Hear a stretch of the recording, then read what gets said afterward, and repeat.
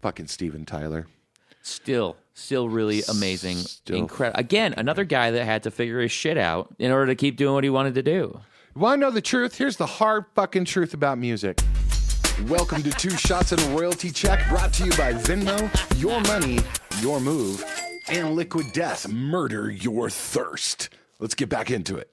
Have your demons, dance with them, and hopefully you beat it. We have thousands of stories of people that are messed up on alcohol, on drugs, on women, on money, on men, whatever it is, and they don't make it. But there's still great music there. They were acting as an artist. They made it as an artist.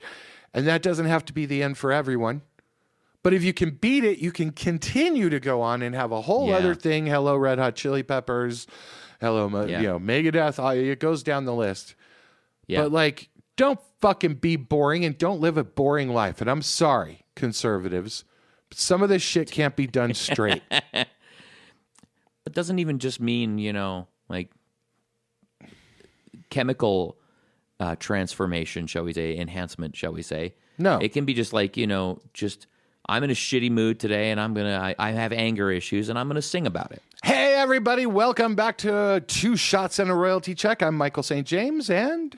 I'm Stu Miller. Thanks for being here. Hello, Stu. How are you doing today? Fantastic. I am delightful. How are you? I'm good. I'm not hungover. I don't get hungover, but I'm not. I just think it should be mentioned. So if someone's like, wow, he sounds hungover. No, just tired because I have cats. Fucking cats. Fucking cats. Oh, man. He wouldn't let me go last night. All night long. It was like every hour. Aww. Hey, what's up? Meow, meow, scratch, you jump. Yeah. Bastard. He's an asshole. I love him. I've got the sweetest dog in the world, and he just wants to cuddle. He's like, yeah, just be right there, Dad, and I'll go to sleep now. Yeah, I miss having a dog sometimes. I bet you don't miss cleaning up that poop, though. I don't, because I wouldn't have time, what with all the cat puke. Okay. That's been Animal Talk with Michael and Stu. Totally.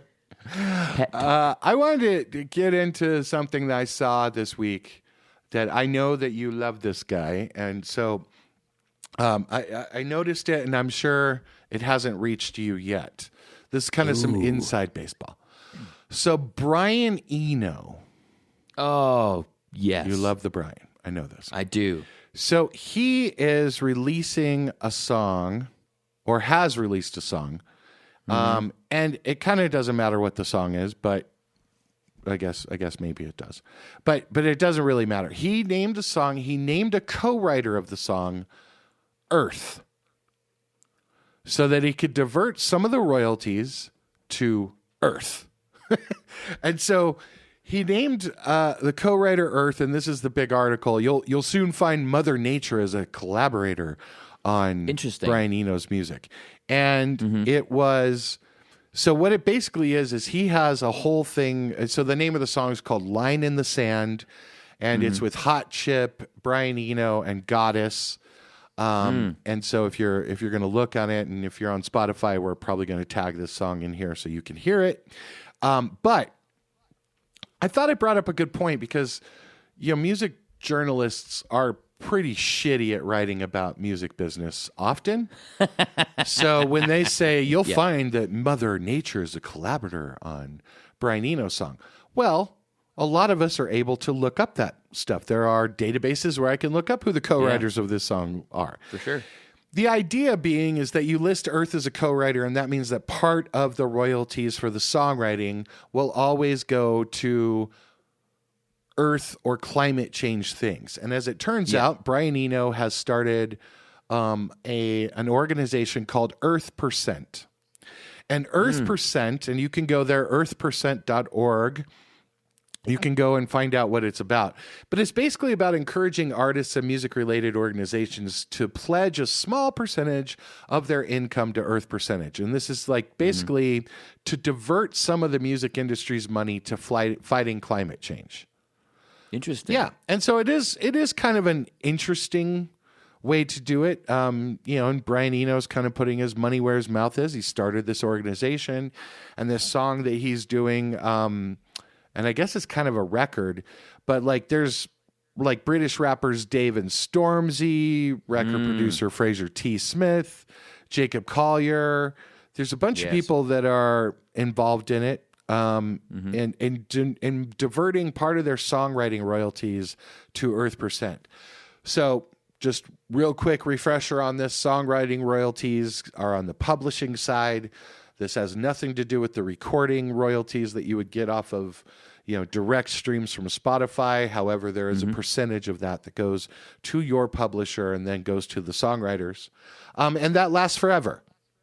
Yeah. And sometimes as a songwriter, you get some of those royalties from Sound Exchange or from MLC. It mostly has to do with PROs like your ASCAP, your BMIs, your CSACs. Or if you're really fucking rich, Irving Azov's Global Music Rights, which none of you are on because you're not in the Eagles.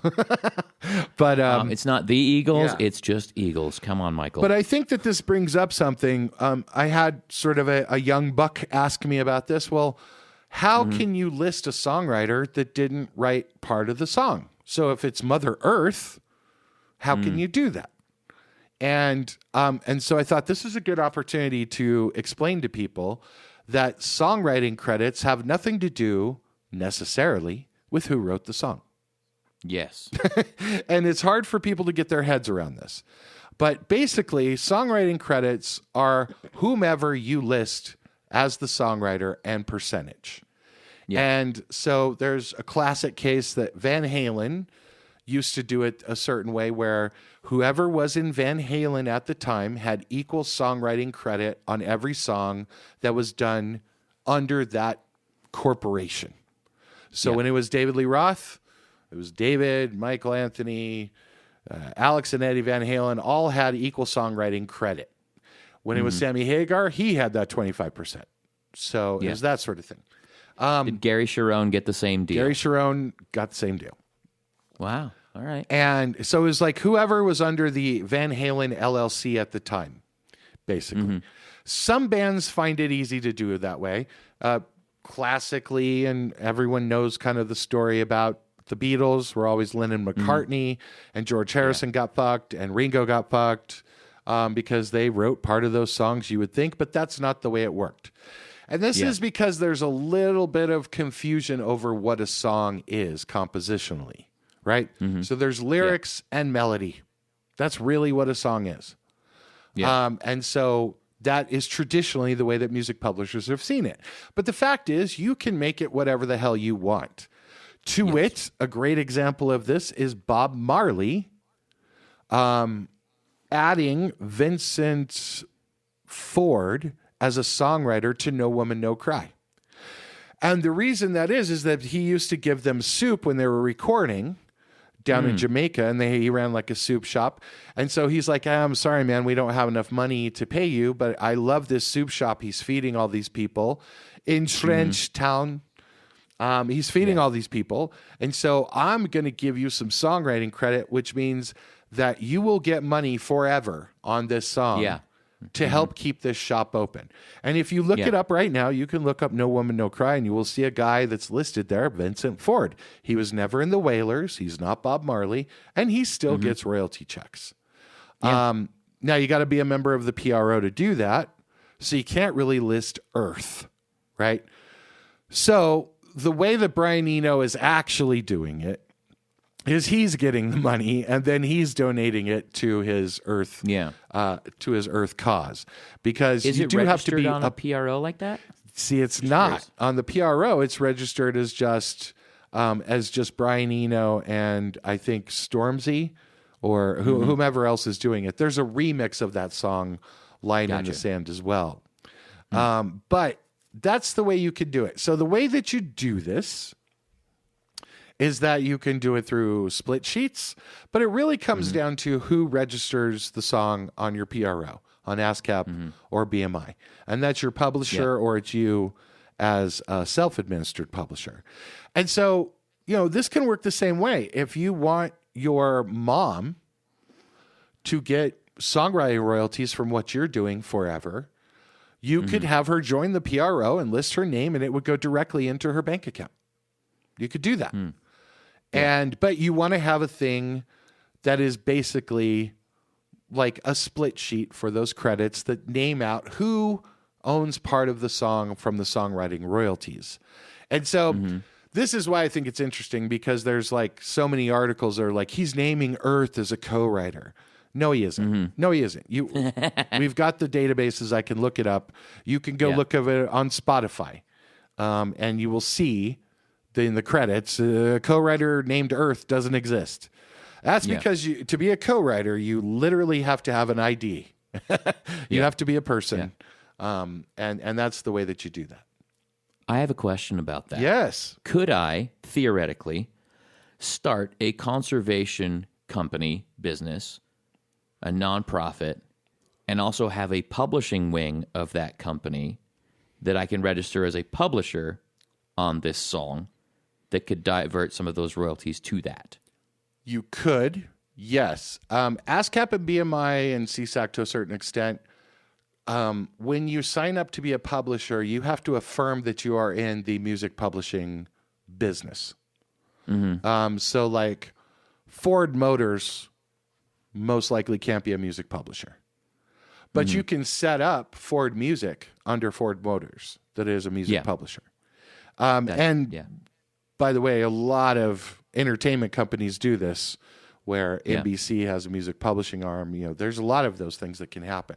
So you can set it up that way and be the music publisher. However, for the songwriters under your music publishing company, you would also have to collect and do all of the work for that. To do the accounting. Yeah, but if you just had the music publisher and then you have some songs signed to that music publisher, yes, all that money would be diverted to that music publishing entity.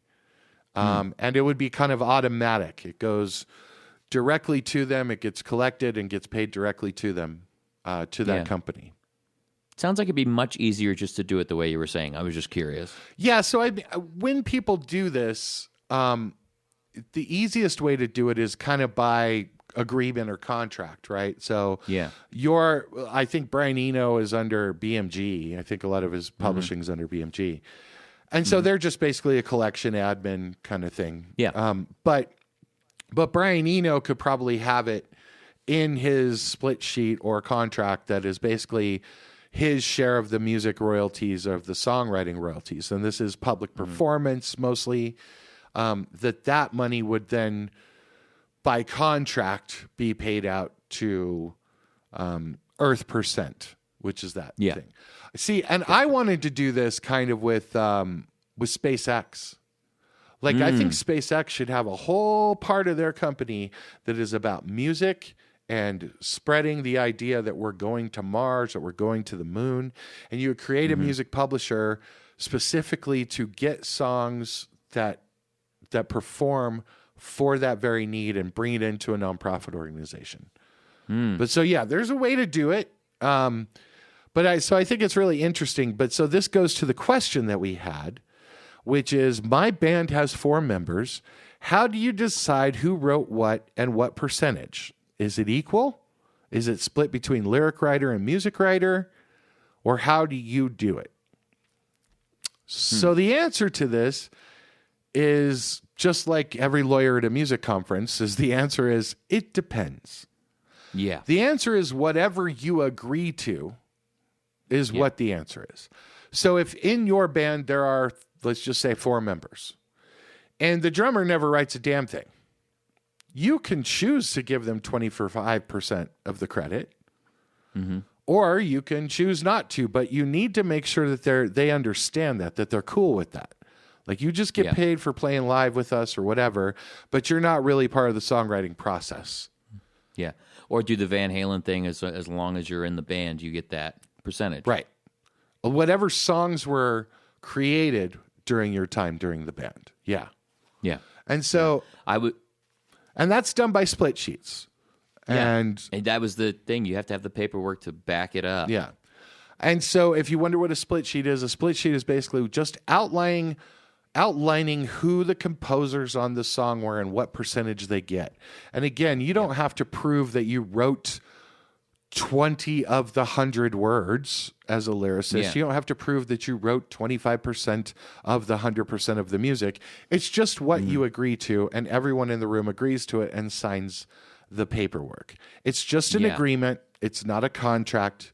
But I will tell you, label deals that I've been involved with getting people signed to them, labels do look at this kind of shit, and music supervisors and licensors always need split sheets just to show what the agreed upon percentages were.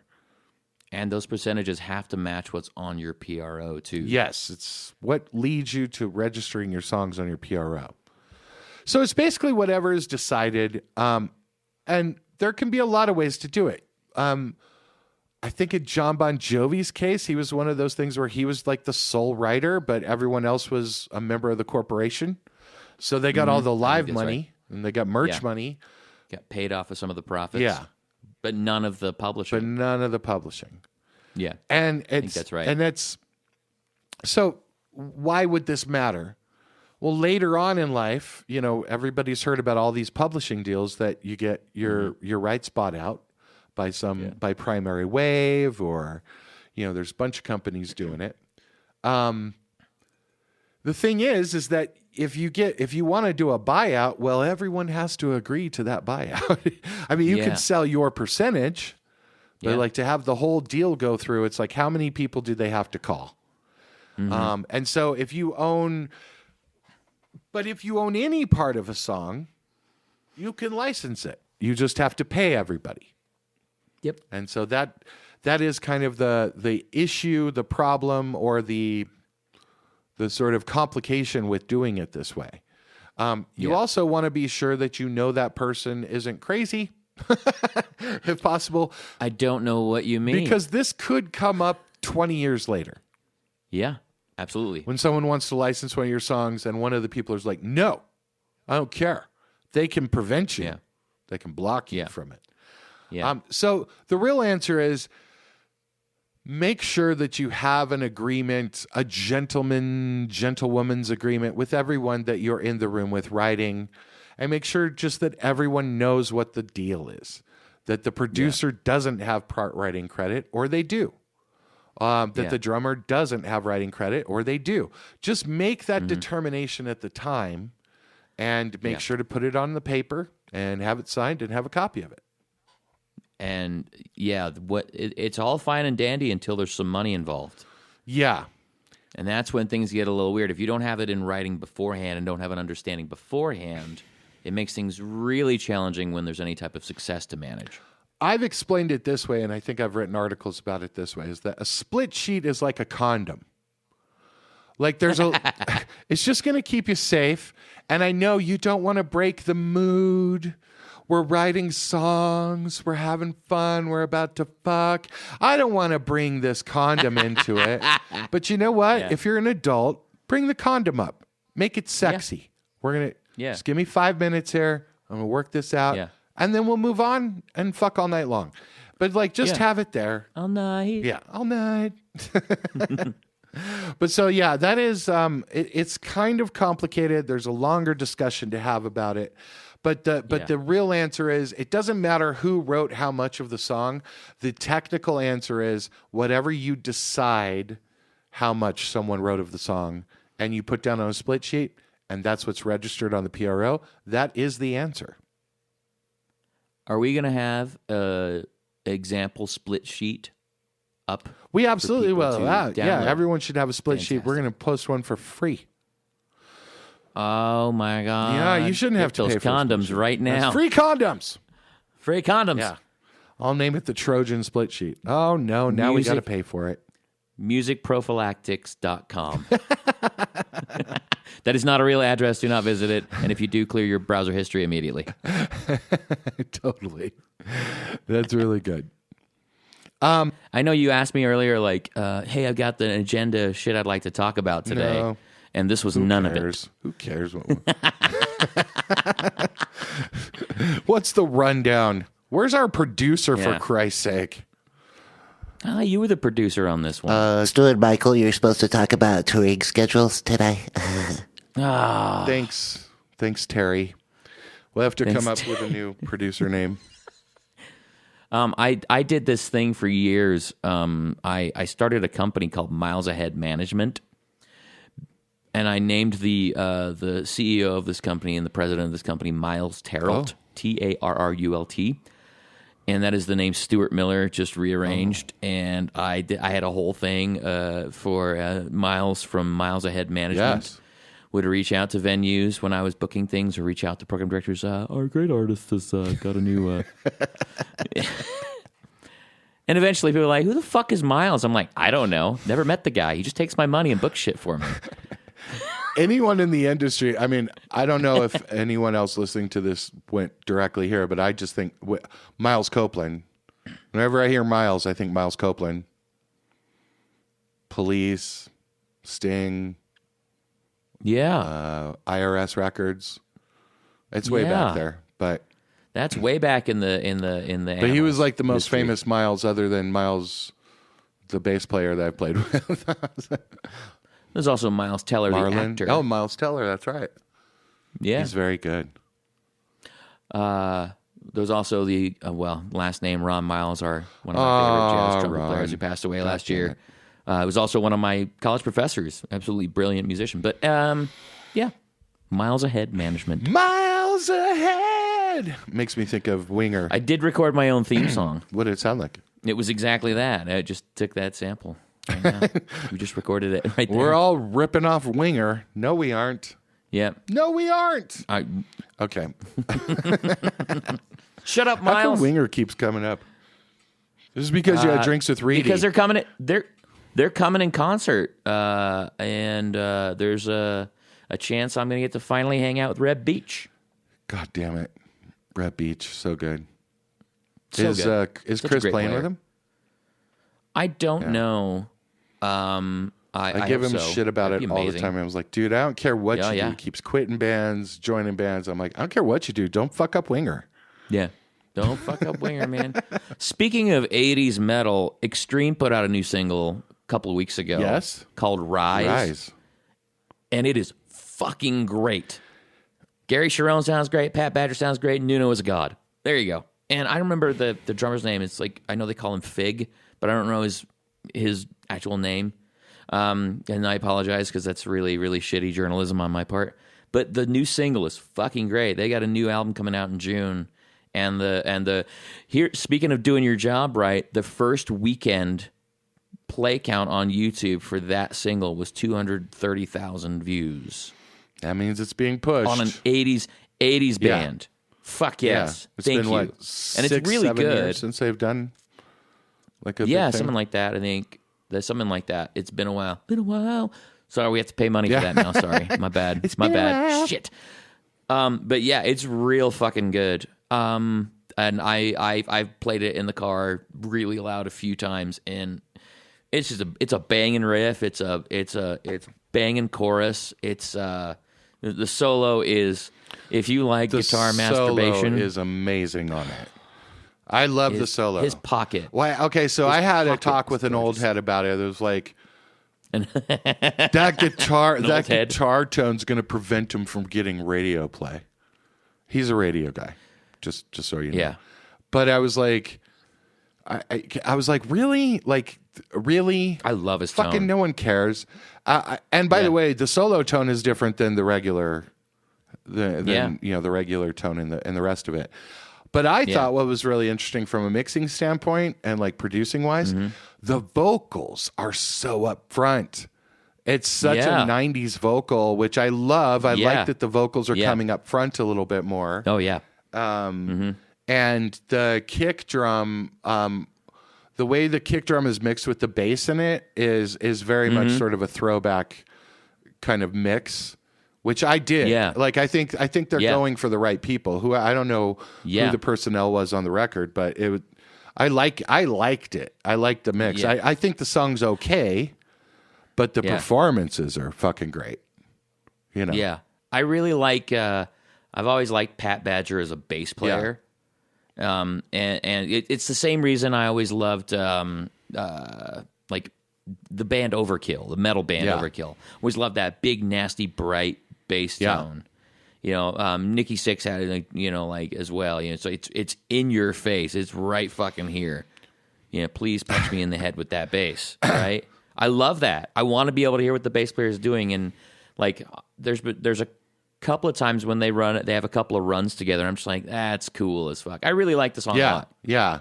No, I like that they're doing it, and I they've been together like 30 years. It's like 88 or something, like 80 something, whatever. Yeah, I think 87 was the 89 was I think the first. Yeah, 88 or 89 was the first record. And everybody's original, but the drummer, right?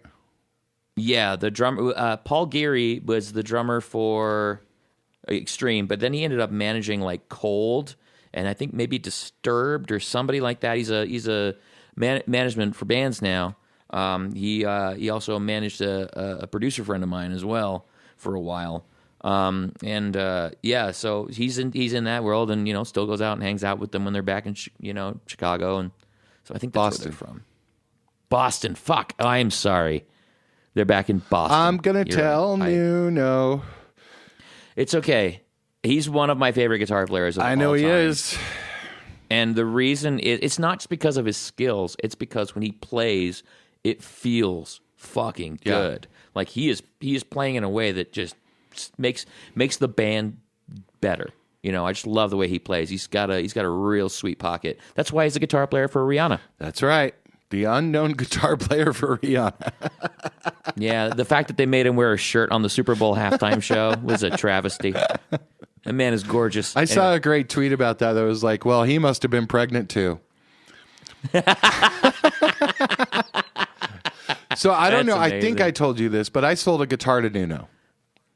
I did. He came through Denver when I worked at House of Guitars, and I think we don't have to beat that because I don't think it's ever there anymore. But we did we had vintage gear and all that, and he bought one of those Lucite guitars. We had an In 2. He was launching an In. I think it was the In 2 with the reverse headstock and the wood grain. Yeah. Like the consumer version of his guitars. So we had some of that stuff, but he came through, and it was in it was like near I-25. So bands that were playing on the North or Red Rocks, I think they were playing Red Rocks, and this would have been probably Porno Graffiti 3 or whatever, 3 Sides to the Story, 3 Sides to Every Story. But so I had one of those Lucites. That was signed by Gene Simmons. Get the fuck out of here. That's awesome. So I love it. It sounded like shit. Those guitars sound horrible. But it also was signed by Gene Simmons. And so I was like, okay. And so he was playing a bunch of guitars. And of course, our guitar tech who did all the setups, he's there. The owner was this old guy who would smoke like pipes around the whole shop. He owned 5 or 6 cats and had them in the vintage amp room. Dude, when I went to apply for the job, I knew how to do some guitar stuff and I knew how to sell stuff, but I was like, I just want to be, I didn't want to work for like a corporate guitar place. And this was like a closed place. And they had like really cool stuff. And so I was like, I'll get to learn a little bit more about vintage gear and stuff. Because I was never really a gearhead. I was like, whatever works. And so I really I knew that I needed to learn because all the people I was playing with, they would be like, oh, this is my... this is this one, and this is how I work my setups. And I'm like, oh, shit, I don't know what I'm talking about at all. And so I worked at this place, and I would find out, like a tweed guitar case for like an old Fender, so like a 50s level Fender or whatever. That added like $3-4 grand to the thing.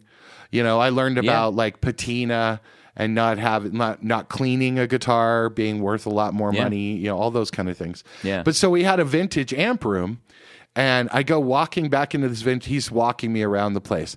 We go back there, and it has like all these amazing Voxes and just amazing like the earliest amps that were ever made. He had some of the oldest amps in the world. Wow. He had a whole section of orange amps. And they were 60s and 70s Orange amps. So they were and they were right next to like the Customs with a K. Those. Okay, yeah. All of those are what are called pillow amps. You know, they have like the sort of pillowing around it. Take a nap on it looks like yeah. it's like furniture basically. Yeah. There's a cat on top of this orange amp. Have no idea how much it's worth. Probably 10 grand now, at least. Yeah. But this cat is just clawing, just clawing like it's a couch, just pulling at the top of it. And he's like, get down from there. Get down. I'm like, oh, so you just let the cats all over everything, huh? And there's piss everywhere. And so there were times where guys would come in, they're like, oh my God, like that's a 1967 orange cabinet, original, the polyurethane on top of it. It was all original. And they're like, wow, this has seen some days on tour, huh? And I just have to shut up. But it'd be like, oh yeah, that was owned by so-and-so and blah, blah, blah. And they would think that was like tour damage. Yeah. It was the cats. When it was actually it was cat damage. Yeah. Yeah. But no, Nuno came in, and so we were all, he had just pulled down. It was an empty shop. It was right across from Drum City. Oh, and gotcha. so, we'll have to beat that. So They're like still the there. drummers would go over there and the guitarists would come over here. And so he was just like pulling down guitars and, fucking around with them. And we were just like, and we're just plugging him through a Fender, and he was just amazing, obviously. Yeah. And so then I showed him that one. He was like, oh my God, Gene Simmons, that's badass. How much for this? I was like, you can have it. He's like, no. I was like, how much for this? I was like, dude, thanks for coming in the store. Just sign some shit. I did sell it to him. I don't know how much it was. It was probably It was funny. 1,000 maybe? I was in Clarksdale, Mississippi. I was playing the Ground Zero Blues Club out there, like this really amazing place. And there's this little vintage music shop down the street. And it used to be you could go into these towns and you would find yourself a fucking bargain, right? You'd find yourself a 66 Princeton and you'd be like, all right, what do you want for this? I don't know. Give me $600 for it. It's awful old. It's you sure you want that old one? I've got this transistor Randall over here. This brand new crate. Yeah. And I've received and sold a few amps from that, like somebody tell me what it was worth. And now I think that there's a little bit of I think the internet kind of fucked things up a little bit here, because I think that most of the vintage gear is insanely overpriced at this point. Even shit that isn't good, right? Just because it's vintage, we're going to charge a 75% premium on it. Yeah. It sounds like shit, but it says it was built in 1963. Yeah. And so, I miss the days when you could really find something magical. It doesn't work. You're what? Just give me $150 for the parts. You take it, replace a fuse and a couple of tubes, and all of a sudden you got this magic fucking thing. I've had a couple amps like that. I've had a couple of guitars like that. I didn't replace the tubes and the guitars. That would be weird. Be a sweet guitar, though. But yeah, like I there's a little bit of like I miss the days of like the find. Yeah. Like now, like you have I've seen a couple of vintage Fenders. Like it's somebody bought it, took the hang tags off, threw them in the little pocket, shoved it under the bed, and then forgot about it for 50 years. That dude died. His daughter finds it, and she goes to the internet and finds out things worth $130,000. Right. Or something like that. I don't know. I'm not really savvy on vintage gear prices right now, but like that, type of find. Obviously there was collectors and there was authorities in these fields that knew, well, this is a really, really unique instrument. It's kind of a double-edged sword. It protects the seller as well, but it also really, it really kind of messes with the buyer a little bit too. I think that it was eBay that fucked that up, because and you're right, it was the internet. So like this was kind of pre-internet days, and there was a book. It was like a blue book of guitars. Oh yeah, I think it was like a G book or something, but it was a blue book of guitars. So someone bring a guitar and you lick your finger and go through the papers and you're like, okay, is it in mint condition? It was like a coin book, like mint, fair condition, whatever. And then you had like serial number blocks, and like for amps, like pre-CBS, you would know which transistors were in what. And that's like we were talking about the blackface thing. And the pre-CBS stuff was, woo, that was always expensive. Yeah. But what would happen is like the dude that ran this shop, he would take in trades.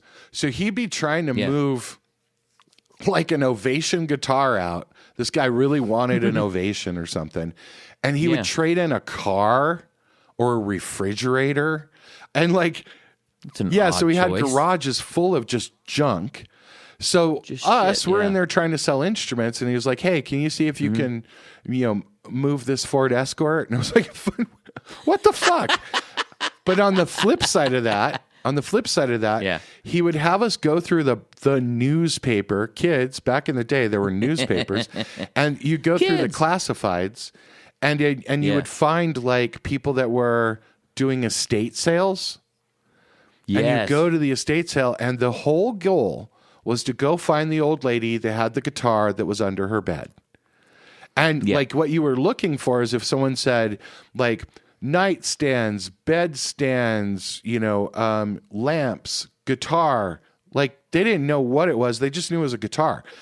We had to get in the car and rush the fuck over there and go find out what guitar it was. Because it was an old lady in an old house and she had just died and her kids don't know. And so most likely it was an older guitar. I mean, like I know one of my guys picked up like an ES335 in one of those that was like, super perfect condition, hadn't been played since God knows when. Wow. Yeah, we would pick up shit and do that whole thing like, well, I mean, it's worth probably $300, but I got $100. I can maybe go $150 on it, and anywhere that's a $3,000 guitar off the street, no matter what. Mm-hmm. And so, and we would pull that shit. That was I wouldn't, but like they would pull that shit like, well, it doesn't have strings. And like this poor couple that's doing an estate sale of their mom's stuff, they would have no idea. Or you would go the opposite way. Well, it still has the old steel strings on it, which are rusted out, so that's going to take the price down a little bit. Oh my gosh. Yeah, and so, but when he started making me do that, I was like, we're just taking advantage of people. That's not cool. Yeah, and I didn't feel good about that at all. Yeah.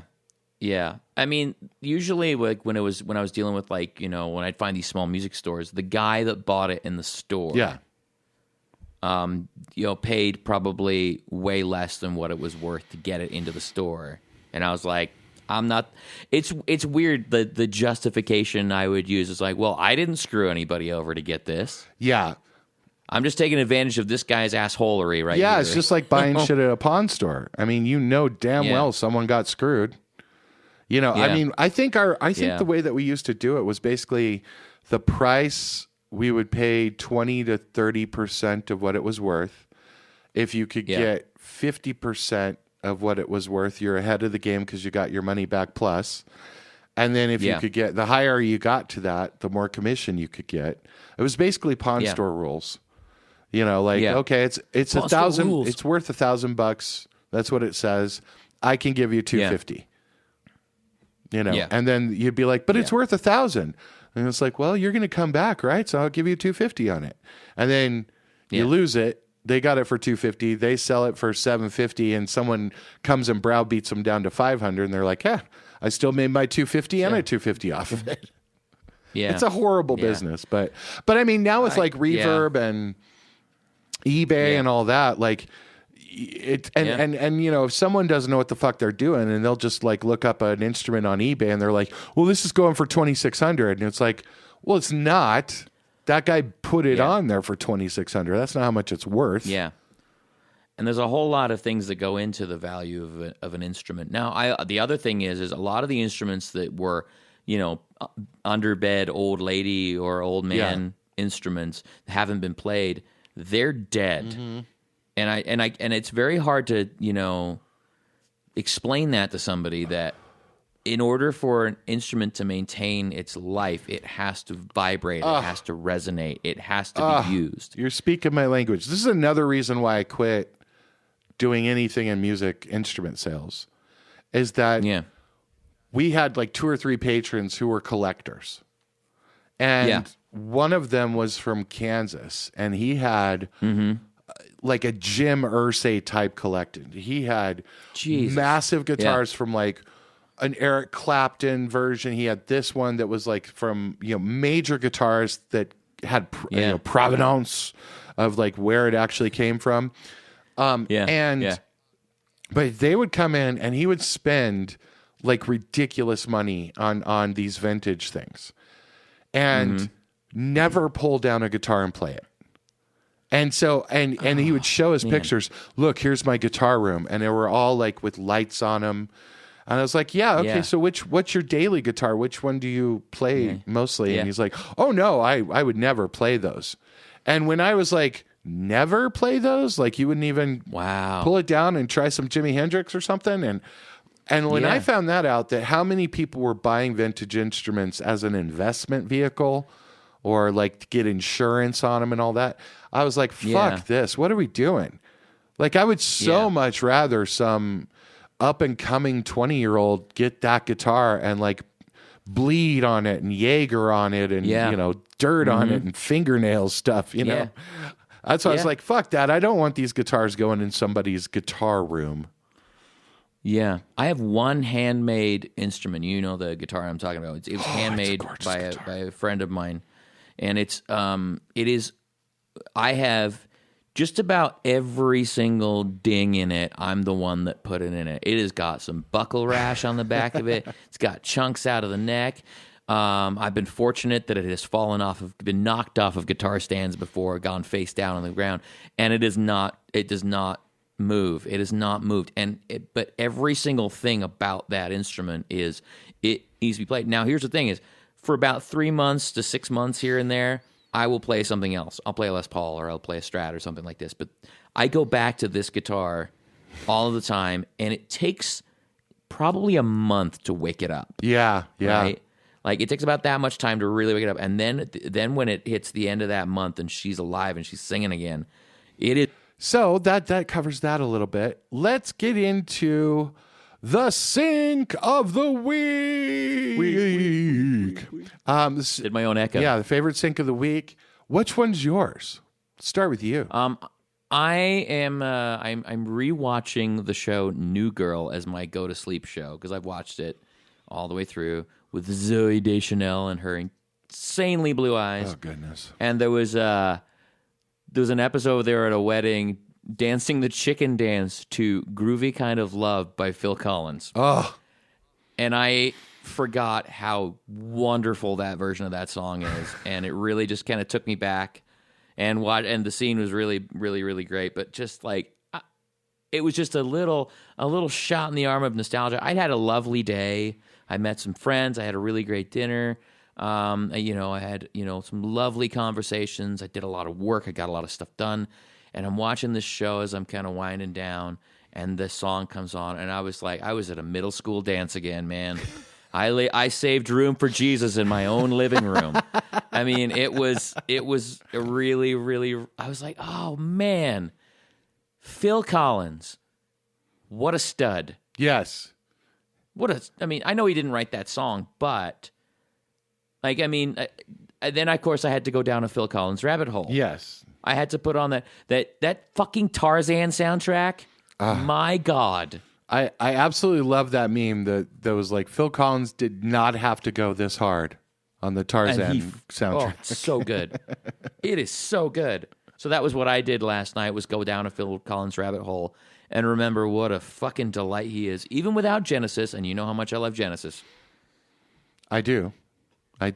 So and I keep coming back to these. I'm watching a lot of older stuff, so I'm not doing more recent syncs except for a couple of the Last of Us things we're talking about. But it was nice to get that kind of that shot back to 8th grade and remember that feeling of dancing with your first person in your middle school dance, being like, where do I put my hands? Save room for Jesus, Stewart. Come on now. By the way, the songwriters for Groovy Kind of Love, Carol Bayer Sager, Tony Wine. Mm-hmm. I see that in some of the things is listed as Muzio Clemente. Oh, really? Is added on there, so they must have stolen a theme. Yeah. Some of it. But I always associate with Carol Bayer Sager and Tony Wine. Yeah. Yeah, great songwriters. But also like Phil Collins,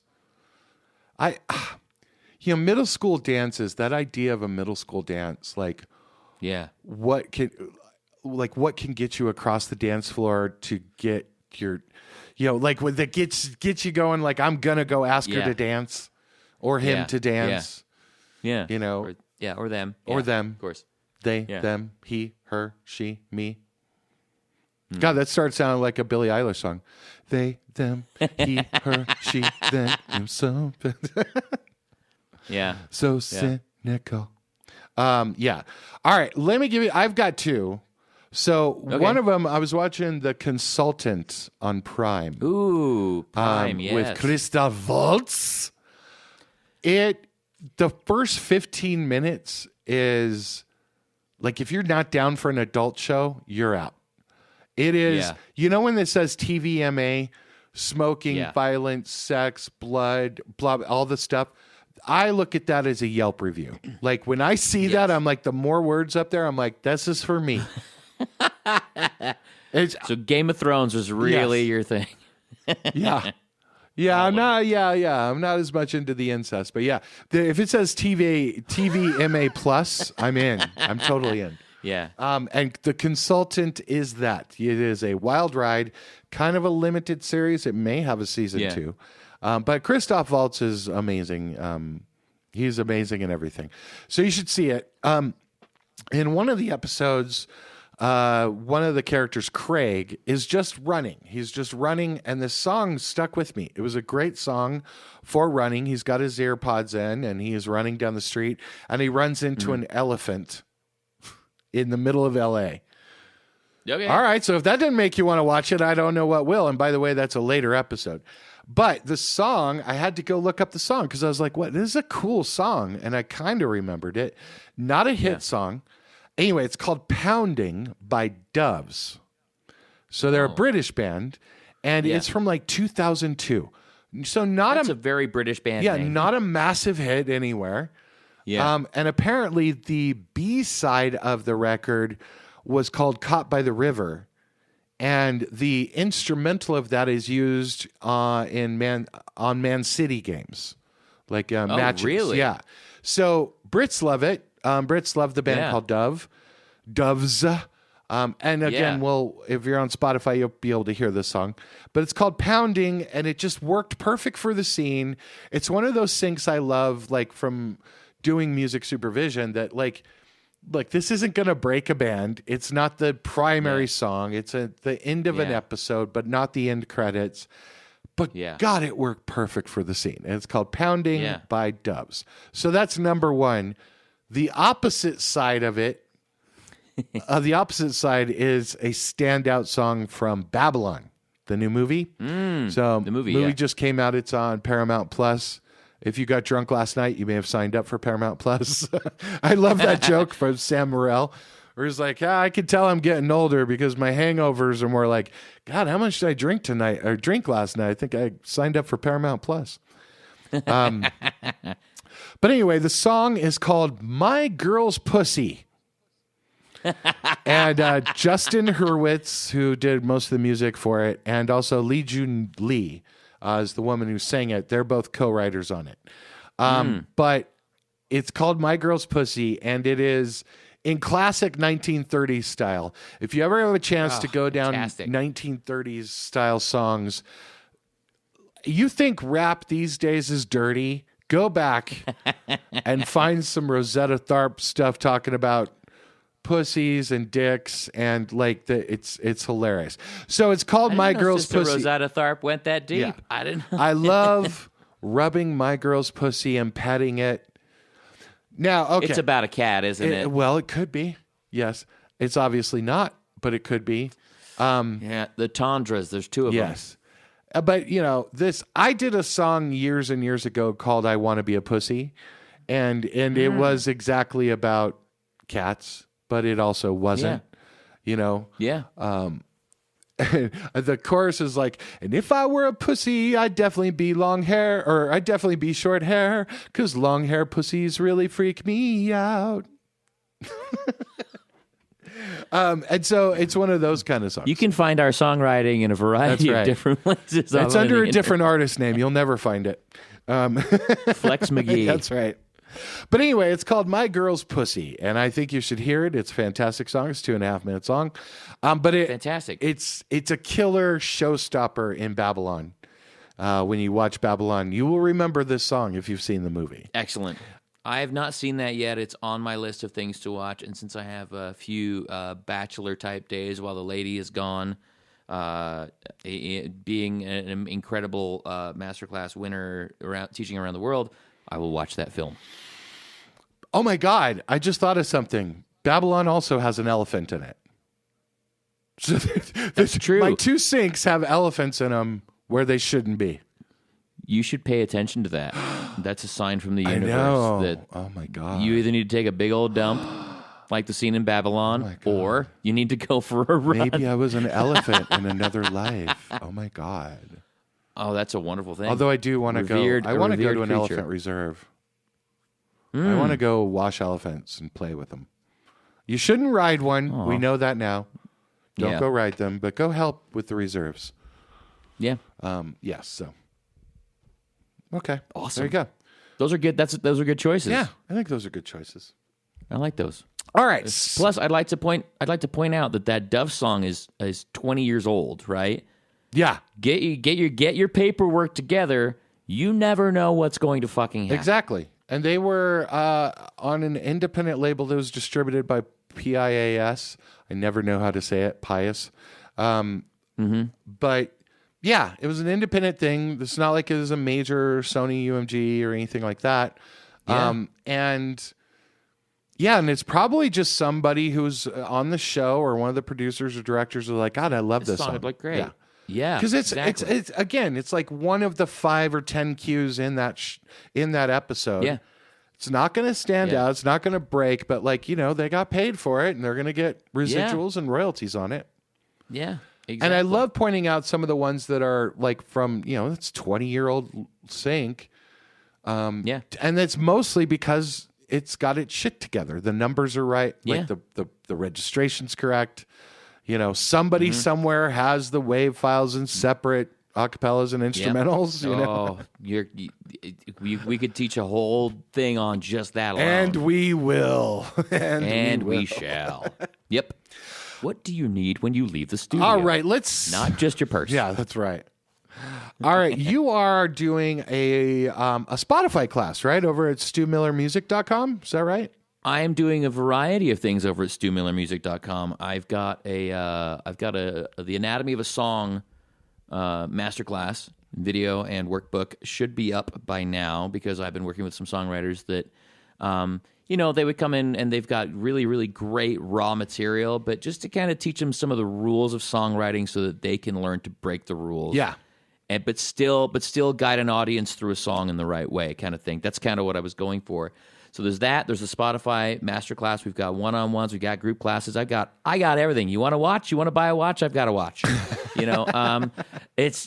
I'm just trying to, I feel like there's some gaps in basic knowledge sometimes on the internet. We've talked about that a few times, and I believe that every artist, every musician has a song that they need to sing and they need to play and perform, and I am here to help you give the most life to your song you possibly can. That's it. Love it. Love it. That's StuMillerMusic.com. Make sure to go over there, 2 L's, StuMillerMusic.com.